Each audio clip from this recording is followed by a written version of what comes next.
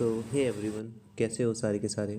सबसे पहले तो आप लोगों का बहुत बहुत शुक्रिया। आप लोगों ने पिछली वीडियो पे अच्छा रिस्पांस दिया।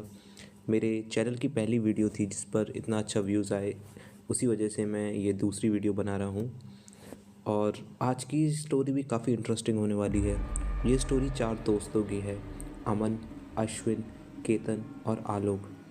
आज की स्टोरी सुनने के बाद आपको समझ में आएगा एक छोटी सी गलती या फिर कहें एक छोटा सा मजाक एक इंसान की ज़िंदगी को किस तरह से बर्बाद कर सकता है। चलिए शुरू करते हैं आज की कहानी। ये कहानी है उत्तर प्रदेश के एक छोटे से ज़िले झांसी की।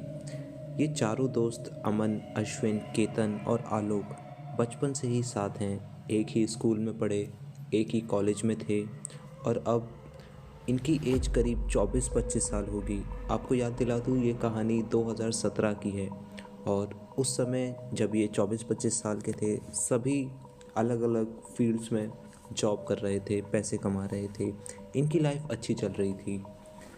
और कॉलेज के समय से ही इनको सिगरेट पीने की आदत लग चुकी थी। रात को खाना खाने के बाद करीब 10 साढ़े 10 बजे चारों दोस्त मिलते थे। एक घर के पास ही एक चौराहा था वहाँ पर, और सिगरेट पीते थे और वापस फिर अपने घर चले जाते थे। एक दिन आलोक जब अपने घर पहुँचा करीब 7 साढ़े 7 बजे शाम के, उसने केतन को फ़ोन किया और बताया कि जब मैं घर आ रहा था तो मैंने देखा कि एक मैरिज गार्डन में शादी हो रही है और काफ़ी शानदार सजावट है वहाँ पर। चलते हैं वहाँ पर बिन बुलाई शादी में, खाना खाएंगे, मज़े करेंगे। केतन कहता है ठीक है, मज़ा आएगा, चलते हैं। आलोक अश्विन और अमन को भी ये बात बताता है और चारों दोस्त तैयार हो जाते हैं शादी में जाने के लिए। करीब 1 घंटे बाद आलोक के पास कार होती है। वो तीनों दोस्तों को कार में बैठाता है और निकल पड़ते हैं शादी के लिए। शादी के लिए निकले ही होते हैं तब अश्विन बताता है कि भाई लोग शादी में जा रहे हैं, मेरे पास शराब है, पी के चलें, मज़ा आएगा, भूख अच्छी लगेगी। तीनों दोस्तों को आइडिया बहुत सही लगता है और वो सोचते हैं कि ठीक है, मज़ा आएगा। वो लोग कार को एक सुनसान हाईवे पे लगाते हैं और पैक बनाना शुरू करते हैं। करीब 1 घंटे बाद अश्विन कहता है कि भाइयों, हमें काफ़ी लेट हो गया है, अब हमें निकलना चाहिए। शादी में लेट हो गए तो फिर प्रॉब्लम हो सकती है। चारों दोस्त अपना पैक ख़त्म करके बस शादी में निकलने ही वाले थे तब केतन कहता है रुको 1 मिनट, मुझे बाथरूम आया है, बाथरूम कर लूँ, उसके बाद चलते हैं। केतन कार से बाहर उतरता है और जंगल की तरफ चल पड़ता है। थोड़ा ही आगे जाके एक बड़ा सा पीपल का पेड़ होता है। वो पीपल का पेड़ इतना बड़ा, इतना घना था कि रोड की जो स्ट्रीट लाइट थी बस उसी तक उसकी रोशनी जा रही थी। उसके आगे सारी रोशनी पेड़ रोक रही थी। केतन वहीं पीपल के पेड़ के नीचे पेशाब करता है और वापस अपनी कार की तरफ निकल जाता है। मगर शायद वो अकेला नहीं था इस बार कार की तरफ बढ़ने वाला। पूरे रास्ते केतन कुछ नहीं बोलता। शादी में पहुंचने के बाद सब खाने के लिए टूट पड़ते हैं। थोड़ी देर बाद तीनों दोस्त देखते हैं कि केतन कहीं दिखाई नहीं दे रहा। थोड़ा ढूंढने के बाद वो देखते हैं कि केतन एक अलग नॉनवेज काउंटर होते हैं जहाँ पर सिर्फ मांसाहारी खाना था, वो वहाँ खड़ा होकर नॉनवेज खा रहा है। तीनों दोस्त देख के थोड़ा सा घबरा जाते हैं। सोचते हैं कि केतन तो पंडित है, वो मांस मच्छी कुछ हाथ भी नहीं लगाता, आज वो ये कैसे खा रहा है। तीनों दोस्त उसके पास आके पूछते हैं कि भाई ये क्या कर रहा है, तू मांस कैसे खा रहा है। केतन गुस्से से तीनों को धक्का देके गिरा देता है। उसकी बड़ी बड़ी आँखें, लाल आँखें, बिखरे बाल देखकर तीनों दोस्त डर जाते हैं और दूर जाके खड़े हो जाते हैं। उन्हें समझ में नहीं आता ये क्या चल रहा है, केतन ऐसा क्यों कर रहा है। केतन बड़ी देर से नॉनवेज का लुत्फ़ उठा रहा था। उसको देख के आसपास के लोग भी उससे डर रहे थे। थोड़ी देर बाद जब सब नॉर्मल हो जाता है तब तीनों दोस्त ज़बरदस्ती केतन को पकड़ते हैं, शादी से बाहर निकालते हैं, कार में बैठाते हैं और घर के लिए निकल पड़ते हैं। तीनों दोस्त अभी बस यही सोच रहे थे कि शायद नशे में होने की वजह से केतन ऐसा कर रहा है।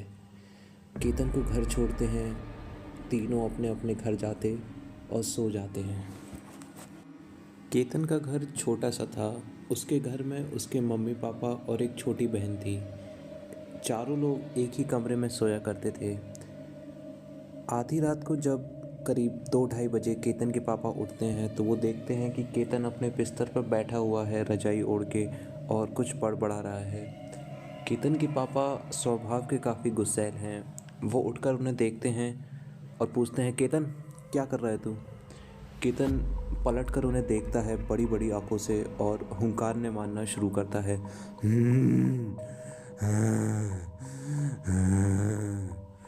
केतन के पापा थोड़ा डर जाते हैं और खींचकर केतन को एक थप्पड़ मार देते हैं। केतन वहीं बिस्तर पर गिर जाता है और सो जाता है। केतन के पापा सोचते हैं कि शायद उसे नींद में चलने की बीमारी हो चुकी है और देखते हैं कल सुबह बात करते हैं। अगले दिन जब केतन ऑफिस के लिए तैयार हो रहा था तब केतन के पापा पूछते हैं कि कल रात को क्या हुआ था तुझे? कैसी हरकतें कर रहा था?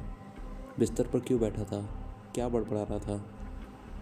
केतन सोचता है कि पापा क्या सुबह सुबह से मजाक कर रहे हो और इग्नोर कर कर ऑफिस के लिए निकल जाता है। करीब 2-2:30 बजे केतन के ऑफिस से फ़ोन आता है।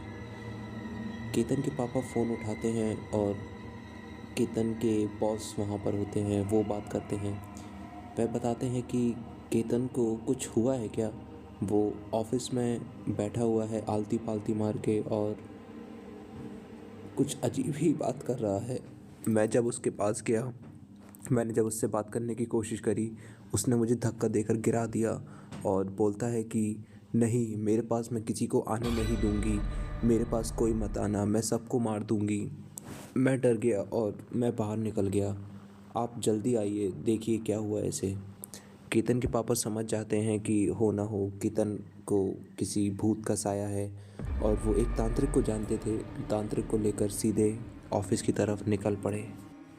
ऑफिस पहुंचते ही केतन के पापा देखते हैं कि केतन ऑफिस के बीच में बैठा हुआ है और उसके सारे साथ काम करने वाले ऑफिस के बाहर उसे एकटक देखे जा रहे हैं। सब काफ़ी डरे हुए दिख रहे थे। तांत्रिक केतन के पास जाता है और सबसे कहता है कि कोई भी अंदर नहीं आएगा। अंदर जाके वह केतन के सर पे भभूत लगाता है। केतन भभूत लगने से ज़ोर ज़ोर से चिल्लाने लगता है। तांत्रिक पूछता है, कौन है तू? यहाँ क्या कर रही है? क्या चाहिए तुझे? केतन लड़की की आवाज़ में बोलता है, मेरा नाम सपना है और मैं हाईवे के पास ही रहती थी। करीब 2 साल पहले मेरी ज़मीन किसी ज़मींदार को मैंने गिरवी रखी हुई थी और मेरे घर में मैं और मेरी मम्मी ही रहती थी। सरकार ने वहाँ पर हाईवे बनाने के लिए बिल पास किया था और उस ज़मींदार ने बिना हमसे पूछे हमारी ज़मीन बेच दी। हम रातों रात बेघर हो गए।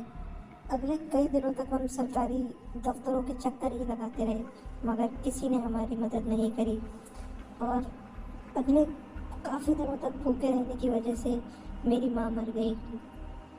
मैंने उसी दिन सोच लिया था चाहे कुछ हो जाए मैं फिर हाईवे खुलने नहीं दूंगी।